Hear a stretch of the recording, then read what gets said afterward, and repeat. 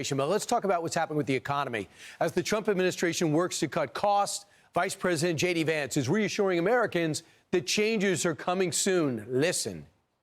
My message to the American people who are still feeling like things are unaffordable, who are still feeling like things are rough out there is look, we get it, and we hear you, and we know that there's a lot of work to do. There's a lot of wood to chop because the Biden administration put us in such a very, very tough spot. The thing that I'd ask for the American people is a little bit of patience.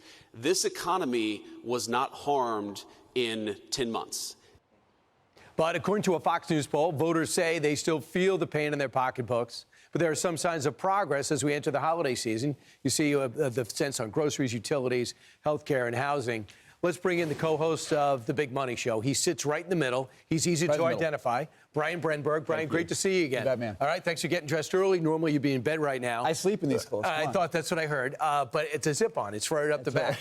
Let's talk about what the reality is in terms of the prices people will pay on Thanksgiving. Number one, if you got to drive, the best news is gas prices. That's right, yeah. So gas prices, think about this. Back in 2021, you were paying $3.40 a gallon. 2022, that went up to $3.80. Those were the real dark days. But now we're projected to be around $3.02, which is about where we were last year, but very low. 27 states, by the way, have an average gas price under $3 a gallon. Yeah. So there's a lot of places in America where getting around's not going to be your problem. I saw $2.89 regular gas.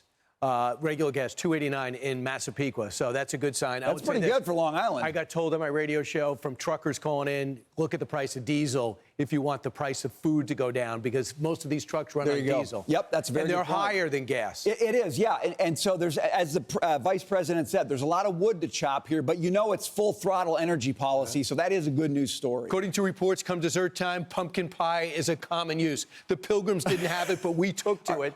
It is? It's down. Are you a dessert guy or are you like the meat guy here? What's your preference? More of a meat guy. I don't like to talk about my personal issues on the show. Right? But right now, if you get to dessert, I choose pumpkin pie. But when it comes to the turkey, down 4%. That's a big one because that's a big part of people's overall meal, right? So the meat price is coming down, dessert prices coming down, vegetable prices, frozen vegetable prices way down. Wheat prices have come down as well, and so you're getting your dinner rolls. I know that's exotic for you, but a dinner roll coming down as well. Look, people are right about groceries being higher generally. You had huge price increases under the Biden administration, so that's a ship you turn around slowly. But it is good news when you see Thanksgiving food prices coming down. I think it's a sign of what's to come in the year ahead. That's what the vice president was preaching about. And I think that when you pass a big, beautiful bill, whatever you think of it, Democrat or Republican, it isn't in play yet. No. So you got it. What they passed in August is going to come into the game the new year. About $90 billion of the positive effect of that's going to come when people file their taxes in 2026. So patience really means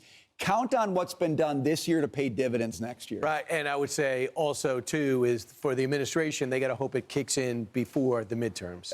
That's going to be very key politically. Yep. Right, Brian, I guess you can get – you actually look like you're going to actually leave the set. Well, I'm going to go. I'd stay if you wanted. I was going to say goodbye to you, but you were just going to leave anyway. I'm out of here now. All right, thank you to Brian Brenberg. By the way, watch his show. It's fantastic from noon to 2 o'clock. They cover everything. Brian, best of luck. Wear the same thing because you look fantastic. Thanks, man. Appreciate it. I'm Steve Ducey. I'm Brian Kilmeade. And I'm Ainsley Earhart. And click here to subscribe to the Fox News YouTube page to catch our hottest interviews and most compelling analysis.